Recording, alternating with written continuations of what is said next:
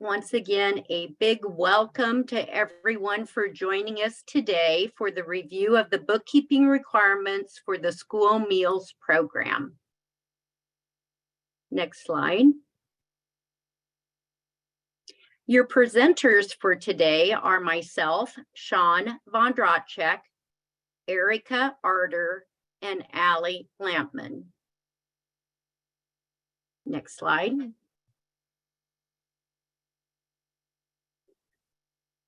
Today's presentation is divided into two parts. The first part of the presentation today is to provide updates for what bookkeepers need to know for a successful school year 23-24. Part two of our presentation will focus on program responsibilities for the bookkeeper position. We will be going through the process of approving applications, completing the school meals application, submitting a claim for reimbursement, all of which our experienced bookkeepers are familiar with. So for you experienced bookkeepers, you can stay for part two if you want, or any part of part two. Everyone is welcome to stay. But wanted to give you kind of a general outline of what today's presentation will entail. So let's review some basic housekeeping for today's presentation. We ask that you use the chat box to ask your questions. We will not be answering these during the presentation, but will address questions at the end of part one. We'll have a short break between part one and part two, and then we will have an hour break for lunch. You will be muted during the presentation, but unmuted during the Q&A times. Next slide. In the email that you received with this Zoom link, you should have received the link to the slides and handouts for today's presentation. They were actually attached to the email, as well as they are available on the Nutrition Services website under training. And if you scroll down to the bottom of the page, you will find the links for the slide deck and handouts that we will be discussing today. Now, if you have your handouts available in print or on your computer screen, we will review them in packet order. And the first handout for today is the training certificate. For those of you in our audience that need this certificate for professional standards continuing education hours, fill in your name, location, would be via Zoom, today's date, and the number of continuing education hours that you are planning to receive for today. So you would fill that out at the end of your training experience. If you will be with us for part one, that should be somewhere around 1 hour. Part two will be around 4.5 hours for a total of 5.5 hours for today. Just a reminder, make sure you retain your completed certificate with your other training documentation. Next slide. So Allie, I think we have a polling question to launch, and what we want to know is, are you new to the responsibilities of the school meals bookkeeping position? So the first is yes, I have not received training prior to today. Yes, but I have been trained by the previous school meals bookkeeper. No, I have been doing this for a very long time. And no, I have been doing this for 1 to 3 years. So go ahead and mark your answer, and we'll come back and take a look at who's in our audience today. And we're about 200 responses, so I'll give you a few more seconds to fill it in.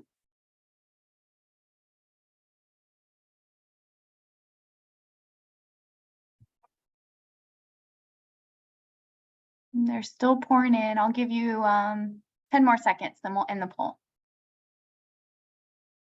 Have a lot of people on here today, so it's taking a minute. Okay. There's the results, Sean. Okay, great. Well, we have about 39% of our audience today that have been doing this a long time, and we so appreciate you. You are our experienced bookkeepers. And then we have 26% that have been doing it 1 to 3 years. Thank you. And we have 25% of our audience that have not received training prior to today. So thank you for joining us, and we will hopefully get you better prepared for what school year 23-24 holds. And then 10% of our audience have had some training from the previous bookkeeper. So thank you for completing our poll. That gives us an idea of who's in our audience. So with that being said, let's go to slide number 7. So if you are new to the school food service record keeping position, we want to know who you are. And so if you would please complete the Google Sheet that Allie has put into the chat, that would be fantastic. Our office wants to reach out to you as a new bookkeeper and make sure that the information that you receive today, you are understanding and it makes sense. So please make sure that you complete the Google Doc that Allie has put in the chat. Just click on the link and it will take you to the form that we would like you to complete. So let's dive into part 1. The first thing that we want to talk about today that you need to know for school year 23-24 is that the Keep Kids Fed Act that was in place for school year 22-23 has ended. And we will go into more information about that, how that impacts you soon. The reimbursement rates have been released. We will be discussing those. The recommendations for adult meal prices for school year 23-24. Good news that more supply chain assistance funds are on their way, that the school meals application is opening today for you to complete for school year 23-24. Want to talk about the updated forms for eligibility, free and reduced eligibility forms that are on the Nutrition Services website. Want to discuss direct certification information with you. We have some new civil rights training that's available. And then we will have time to review some frequently asked question and answers that we receive. And then, of course, we want time to answer any questions you have after part 1. So let's move down to the next slide. As I mentioned previously, that the Keep Kids Fed Act of school year 22-23, the flexibilities have ended. So in school year 22-23, that was our transition year back. That was last year to normal claiming of paid, free, and reduced meals after over 2 years of all meals free to students. So taking into consideration the transition back, President Biden signed the Keep Kids Fed Act for school year 22-23. This act provided a temporary higher per meal reimbursement rate for both the school meals program, school lunch program, and school breakfast program, with an additional layer of reimbursement, which was the 40 cents for lunch and 15 cents for breakfast. That additional layer of reimbursement was only for school year 22-23. Secondly, that act allowed for some program flexibilities to be extended as needed due to COVID if requested and approved by the state agency. So those flexibilities and that higher rate of reimbursement, that additional layer, ended June 30th of this school year. So at the end of the school year, June 30th, 2023. Next slide. So let's move on to what the reimbursement rates are for the upcoming school year. So we've already discussed there's no additional layer of reimbursement. The food and nutrition services published in the Federal Register the school year 23-24 reimbursement rates on July 7th. The rates of reimbursement reflected amount equal to the amount of inflation, or approximately 8.3% increase over last year's base rate of reimbursement. So when I talk about base rate, that is the rate without that additional 40 cents for lunch and 15 cents for breakfast. Last year's rate of reimbursement increased 7.4%. This year increased 8.3%. And typically reimbursement rates in previous years have increased around 3%. So we're seeing a higher rate of reimbursement this year than we have seen in the past. Moving to the next slide. With that release of the reimbursement rates, our office was then able to determine what the adult meal prices need to be for school year 23-24.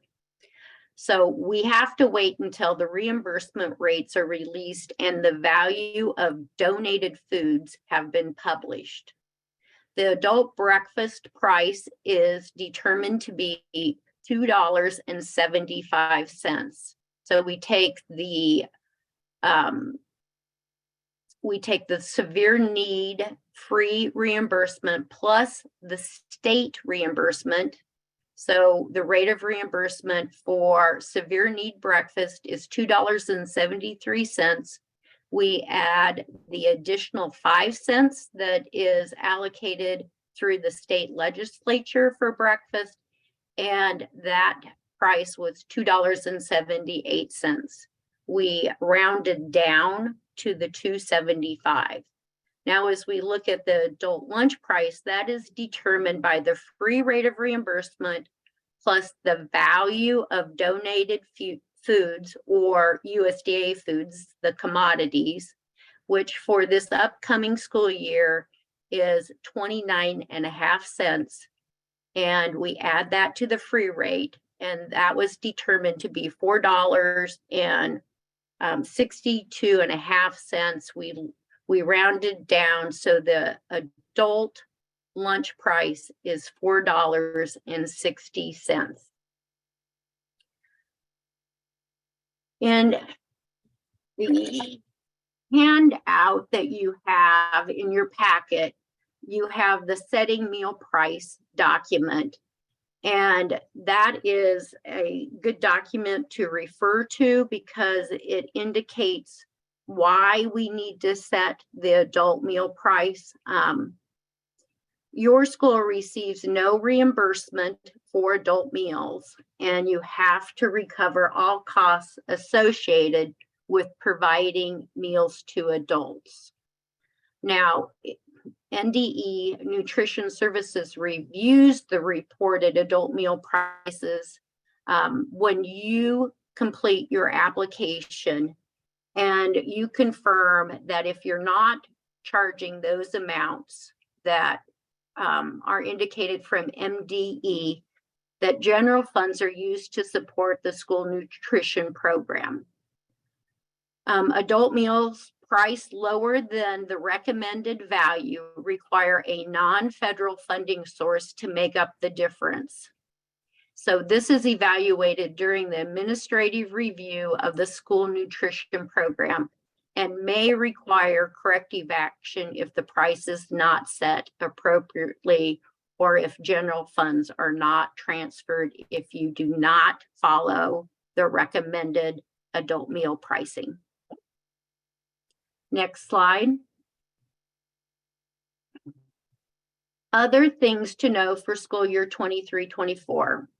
Meals must be claimed by student eligibility, free, reduced, and paid, just like last year, are back to normal. The current reimbursement rates can be found under quick links on the Nutrition Services website homepage. And on your screen, we've shown you where that information can be found. You can also find the income guidelines under quick links. Over to the right is a screenshot of the reimbursement rates.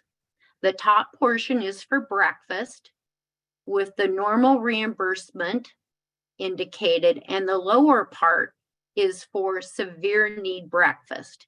And for those of you that are new in our office or on our presentation today, the severe need breakfast is for schools that have claimed they have over 40% or more of their lunches, school meal lunches served in school year 22-23 were claimed at the free and reduced price rate. So this is usually a lump sum reimbursement that is typically paid in April. So you won't see it on your monthly claims for reimbursement because it's paid in a lump sum. That I'm sorry, that's not correct. Severe need breakfast is paid monthly on your claim for reimbursement. I'm getting ahead of myself because I'm going to be talking about the additional 2 cents of reimbursement for lunch. So yes, you will claim your meals under severe need breakfast as you complete your application. It's indicated on your application that you're eligible for severe need breakfast, and those meals are claimed monthly at the severe need breakfast rate. So let's move on to the next section, the school lunch program.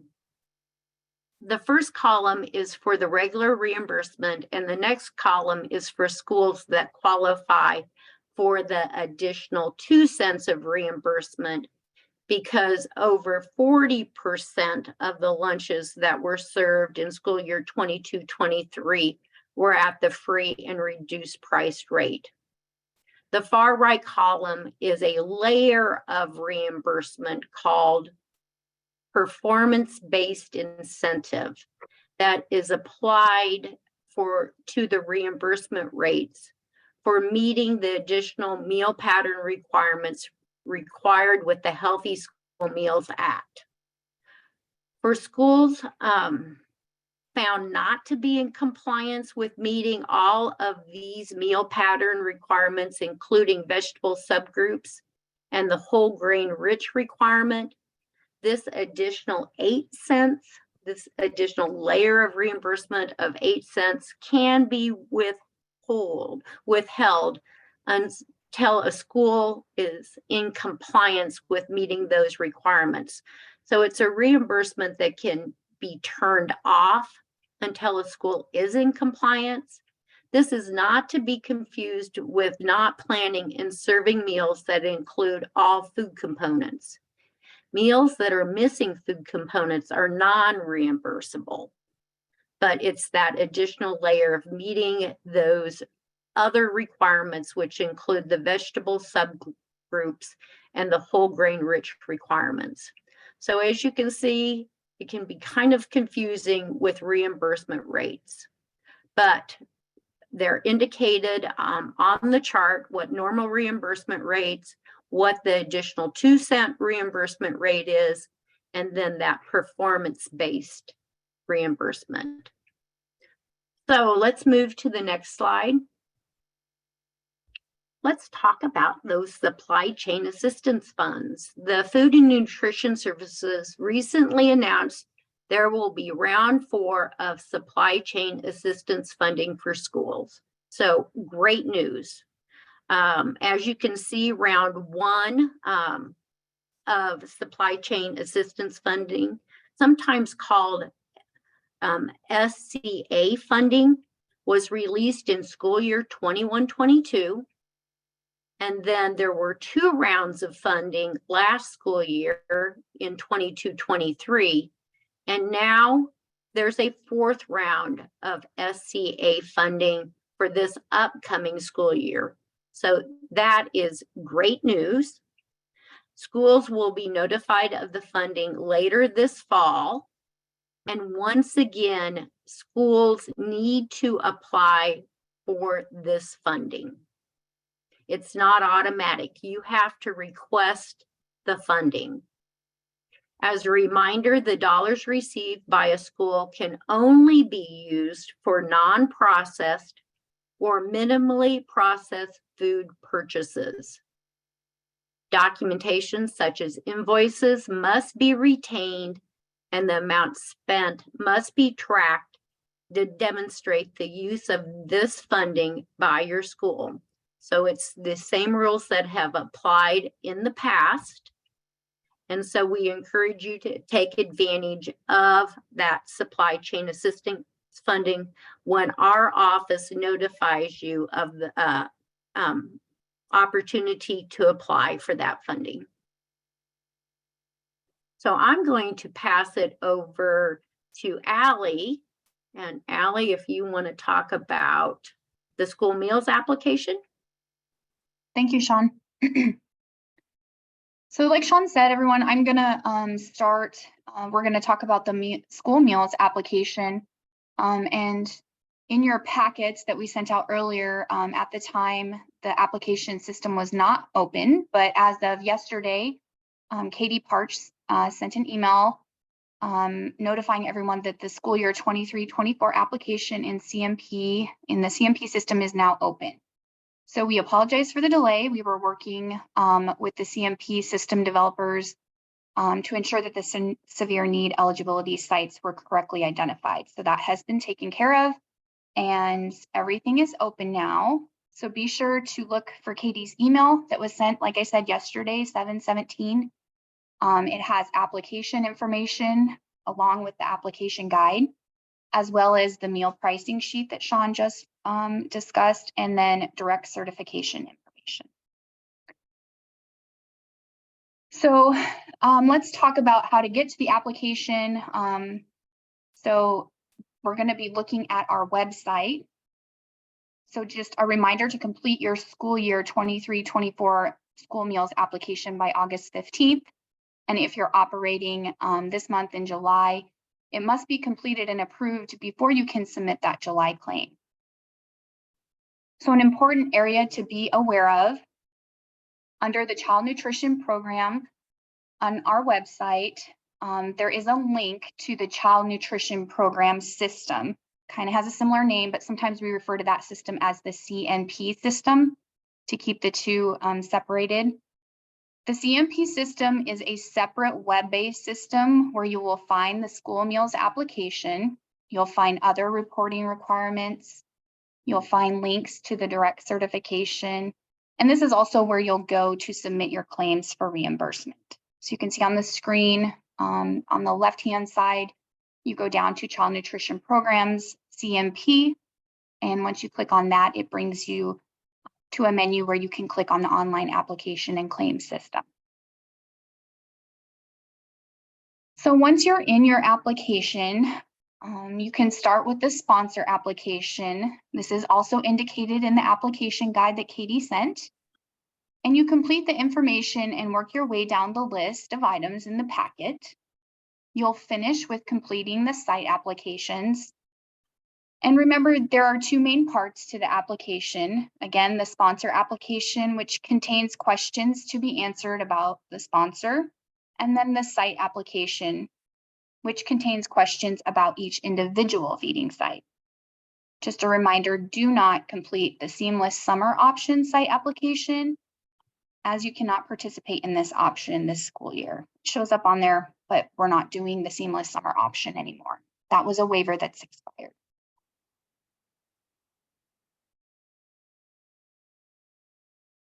The severe need lunch and breakfast reimbursement rate determination data is going to appear on your sponsor application and your site application. We've put two pictures up here to give you an example. The school year 22-23 data is used based on the guidance issued to us. So like I mentioned, we worked with the system to ensure that the sites are correctly identified. So we want to mention to leave those numbers as they appear in the application. Do not change them.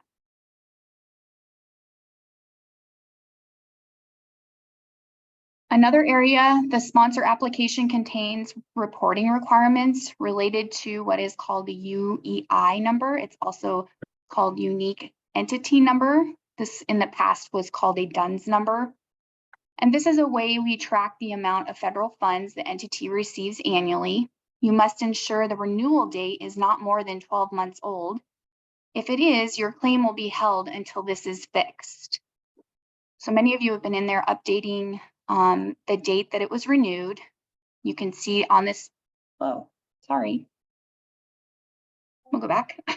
You can see on this picture, this is in the application where you're reporting that date. Also, the notice is sent from SAM.gov or SAM.gov 3 months prior to the expiration date. And it's associated with the email that registered the number. So if someone has left the district that registered the number, you might not get the notice that it's going to expire. So just take some responsibility and make sure that your number is current. Your application can't be approved if it's not a current date that hasn't expired.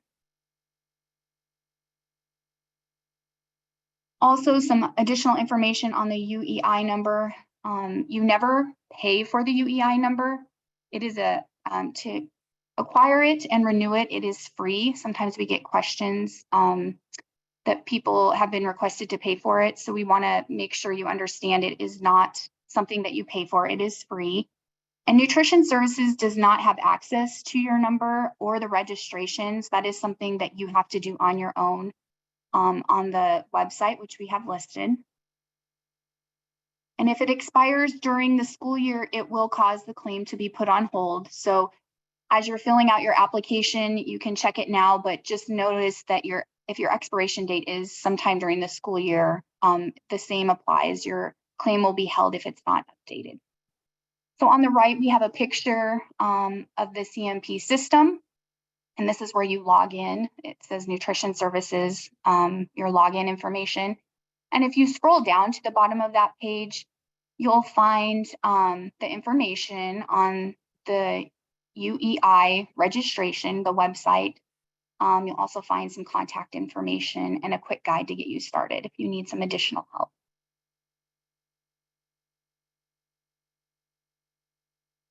So as you're completing your applications, we want to make sure to point out to you the difference between a warning and an error code in your application. So you've gone through, you've filled out your sponsor application and your site applications and any other documents that need completed, and you've hit submit. And sometimes when you hit submit, a warning code in the sponsor application appears. And this is just a reminder to look at a section to ensure accuracy. You can see on the top, the warning code comes up in a blue labeled box. And that is okay, just check the information and continue on. Now, if there's an error code, this populates in red and it must be corrected before the application can actually be submitted and approved. Sometimes people get these and you can reference the code and go back and check. The example there, 3101, at least 1 days of the week meals are served must be checked. So it gives you the area to go check on the application. Either you left it blank or you didn't answer it correctly. So if you see errors, you need to go back and fix them. If you see a warning, check the information, but it's okay to continue on.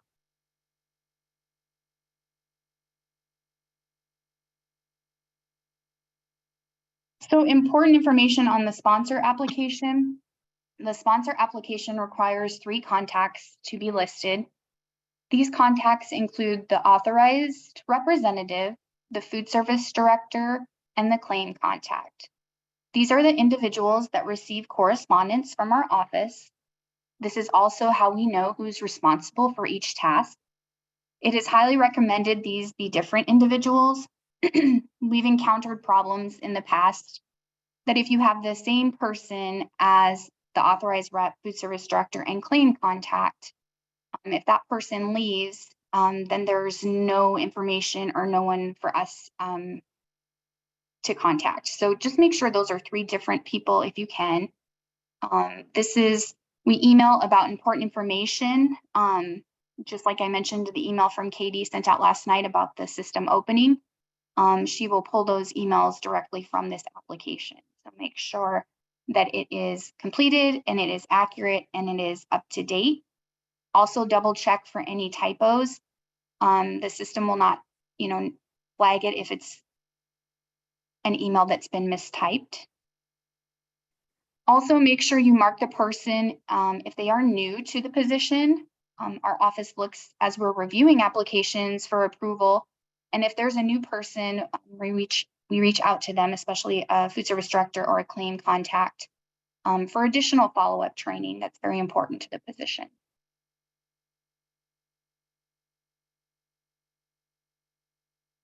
Now, if you have a new authorized rep, you'll need to complete a computer access form. The computer access form must be completed for all new authorized representatives. Usually these are superintendents. If you have a new superintendent and they're listed as the new authorized rep, that would be an example. This information must be updated in the system. So to make changes, you'll need to access the form. We have a handout that gave you our website where you can access the form.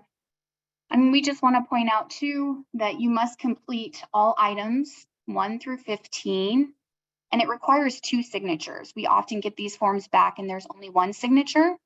So in box number 2, you can see the signature of the authorized rep is needed there. And in box 10, the signature of board president, owner, or CEO. So for most schools, it's going to be a board president. Just make sure you have both of those signatures and everything completed 1 through 15 before you submit it to our office.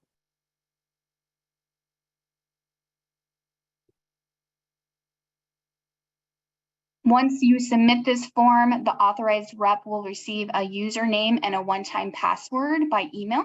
So that is how they're going to log in and be able to access the system. So you may be thinking to yourself, we have that new superintendent at our school and I need to complete this form. Where can I find it? Again, in your handout and also pictured on the screen is our webpage, and we have highlighted where you can find the form. It's located on our Nutrition Services website under Forms and Resources. Then you click on Online Claim for Reimbursement, and you can see the form is listed below. It can be downloaded and completed, and once our office receives the form, like I said, the information will be sent out to the new user.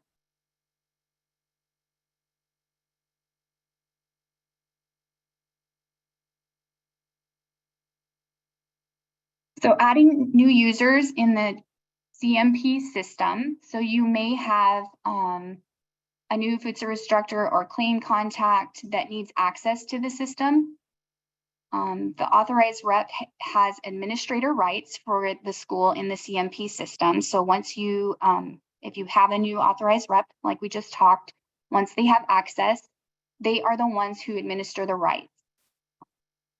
There is a CMP Security Administrator Manual, and this provides instructions for adding new users or modifying user access, or for inactivating a user's profile for staff who are no longer there. So if you've had a change of staff, you'll need to update this. Again, the picture on the right is the login screen to the CMP system. And if you scroll down to the bottom of the page, once you're logged in, or once you're on the login page, there is a link to that Security Administrative Manual under Create a New User. And your instructions will be in there on how to do that.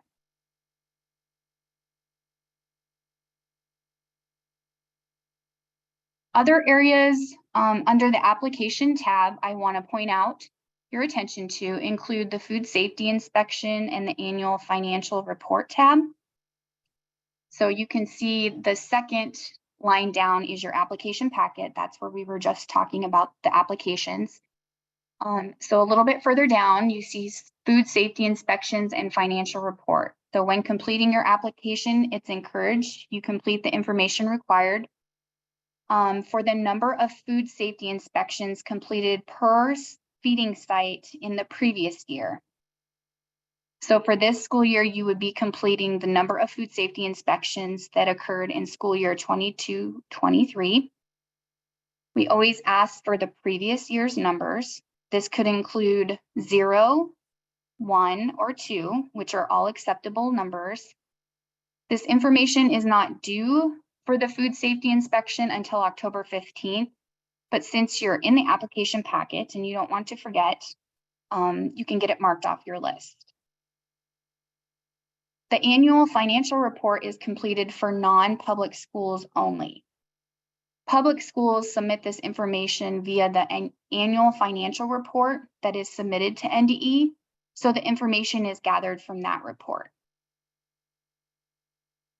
So again, all non-public schools that participate in the National School Lunch Program, School Breakfast Program, or Special Milk Program must complete the annual financial statement by July 31st each year. Normally, it's due on the July 15th, but since our system wasn't open, that's been extended to July 31st. Failure to submit the annual financial statement by the deadline will result in reimbursement checks being withheld until the report is submitted. We've pointed out on the screen, again, where to click on the financial report, and then it will populate a new screen on the right, and you'll click school year 22-23 and submit your information there. It's also in your handout.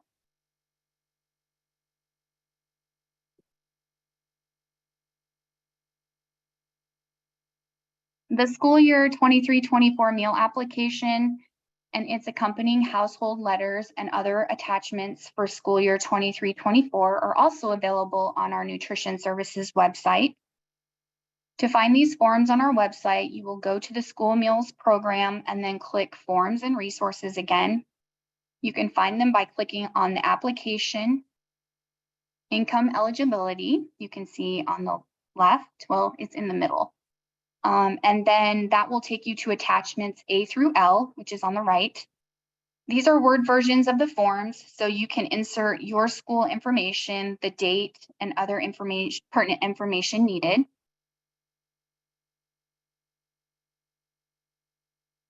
And last, also on our website are the school year 23-24 verification resources.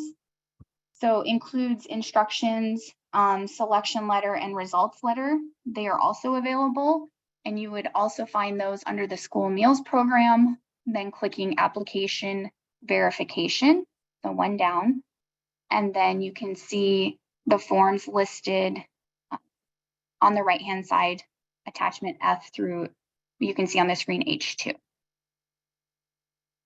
And that completes a brief overview of the application.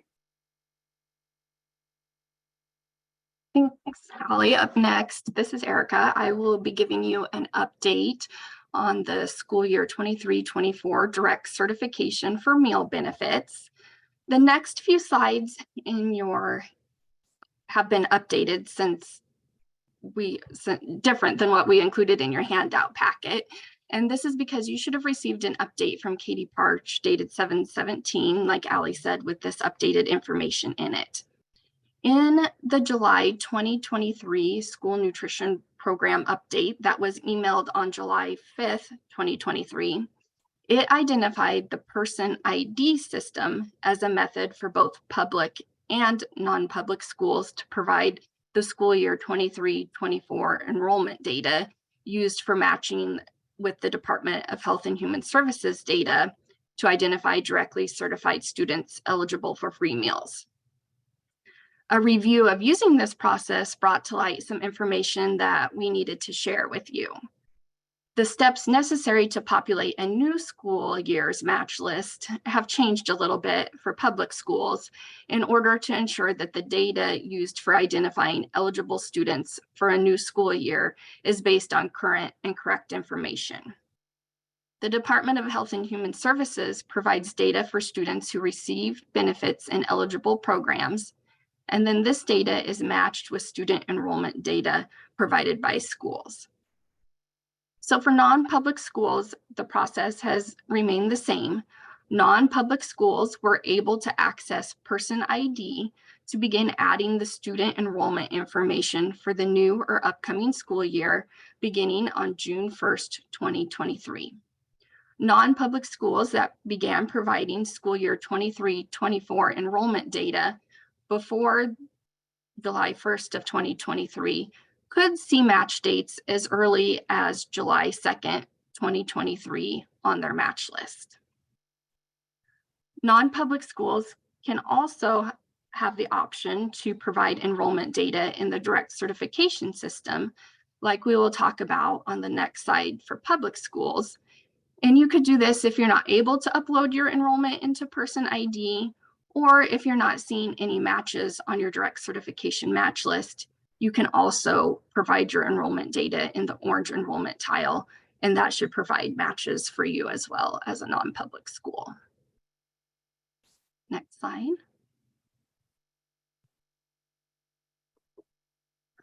Public schools' student information systems are approved to communicate with advisor after the school year begins. So this is not a reliable option for providing this enrollment data prior to the approval of your student and information system with advisor.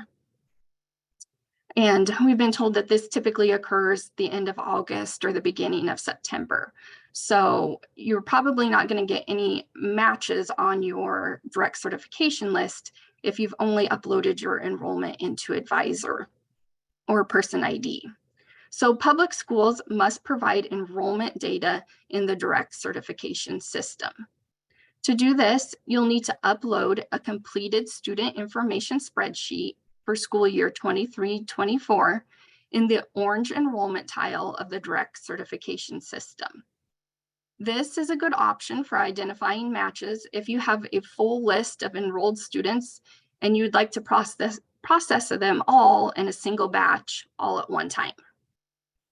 You can also use the Enter Student Information section, which is also available under that orange enrollment tile on the direct certification system page, to enter student information one by one.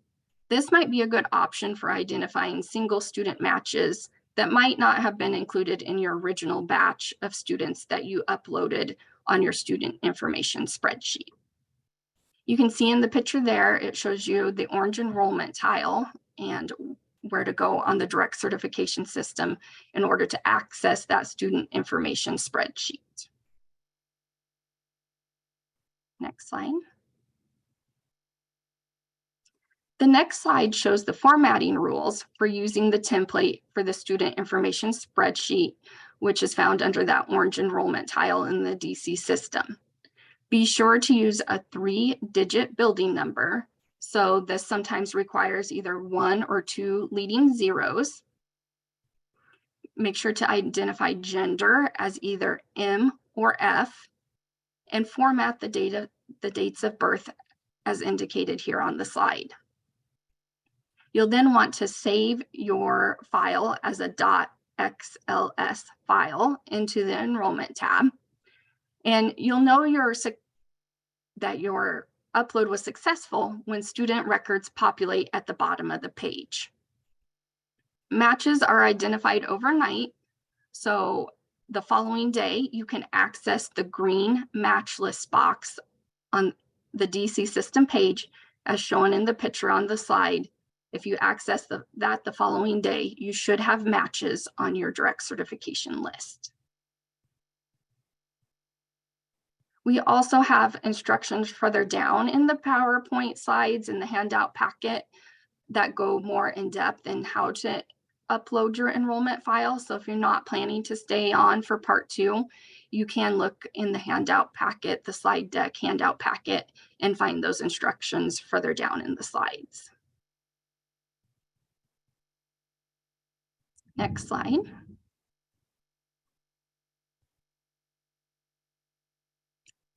There are 2 considerations for identifying direct certification matches after the school year is underway. So the processes we just talked about were for beginning a new school year. But after the school year is underway, all schools are required to update the student enrollment information a minimum of 3 times per school year. So in August, October, and February, and that is a federal regulation. But Nutrition Services does encourage you to make frequent updates to the enrollment information using Advisor or Person ID or in that enrollment tab in order to identify new direct certification matches in a timely manner. Of course, if you only do that once every during those 3 months, you would only get matches every time that you uploaded it. So, and then after the public schools' student information systems are approved to work with Advisor, it's common for the student information systems to automatically update student enrollment information in Advisor daily. So you won't need to use that enrollment tab anymore if your student information system is communicating with Advisor. The newly identified direct certification matches are done automatically, and it does not require you to do that manual upload.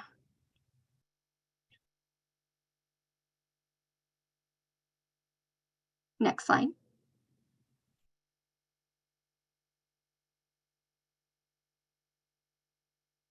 The next slide shows you if you are wanting to get direct certification notification emails, all users who wish to receive email notification regarding the DC system need to be listed in the email notification table. In order to do this, you can follow the instructions in the DC notification guide included in your handout packet. Now, these would be for emails indicating that you have a new match or a possible match, not the email updates from Katie, as Allie talked about earlier, how to receive those. Next slide. For schools requesting to use electronic meal applications in the school nutrition programs, you must request approval annually from the NDE Nutrition Services.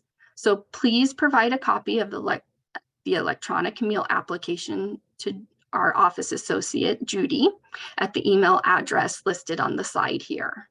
Our team will then review the application for completeness and issue written approval. Next slide. We also wanted to point out that there are now 2 trainings available. The Nutrition Services updated the Civil Rights training, and it's available on the school nutrition program's Civil Rights page of our website. This training is required for all staff and volunteers who have responsibilities in the school nutrition programs. You can access the NDE Civil Rights training developed by our office and the Institute of Child Nutrition training, Civil Rights training, as shown on the web page above. Make sure that you document your Civil Rights training. Documentation of training needs to include the staff name, the position, the name of the training, and if you're receiving continuing education hours, indicate the length of the training. We will ask to see this documentation at an administrative review. Next slide. We also wanted to provide an update that the new civil rights posters still have not been provided by the USDA yet. So please continue to use the old civil rights poster. And if you need additional posters, you can complete the poster order request form, which is available on our webpage. Next slide.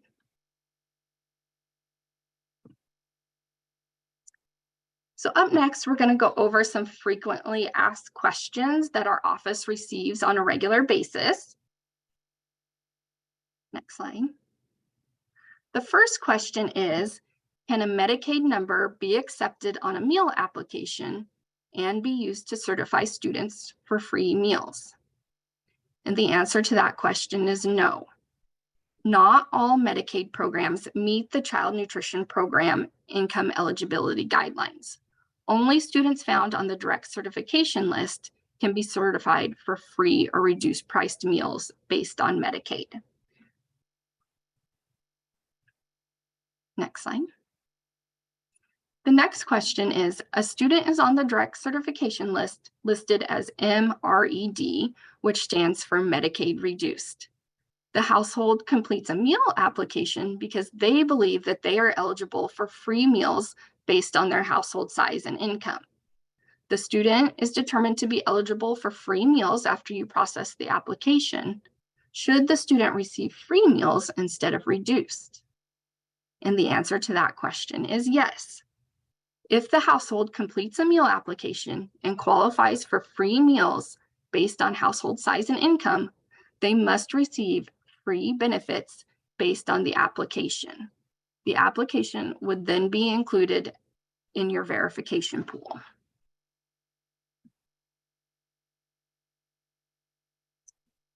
And the final question that we've received a lot of questions about this school year is, can a school food authority, or SFA, raise the paid lunch prices more than the 10-cent cap in the paid lunch equity, or PLE, calculation tool?